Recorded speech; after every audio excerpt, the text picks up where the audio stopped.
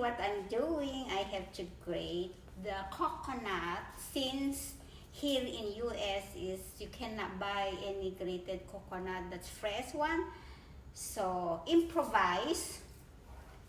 This one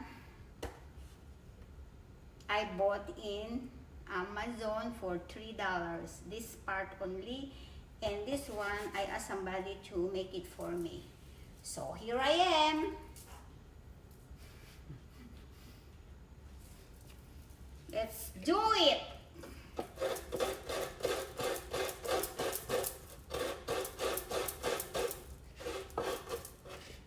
Buhay America.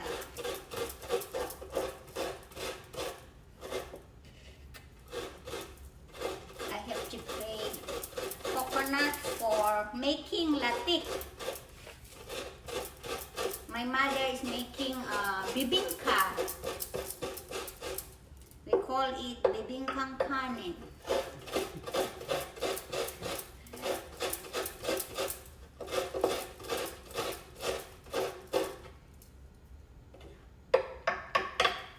So in Philippines, if you go to the market, just buy it and then they do it for you. But here in America, you have to do it yourself.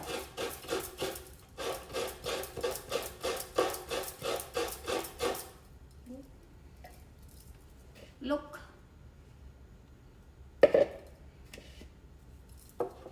My mother is making latik. He wants to do a bibingka.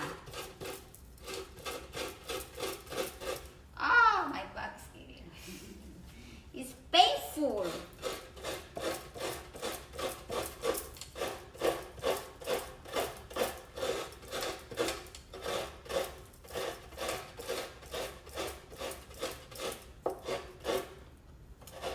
Guys, you see the coconut in America? So small. And it's cost me $2.50 for one. Bye! Please watch my video, subscribe and share.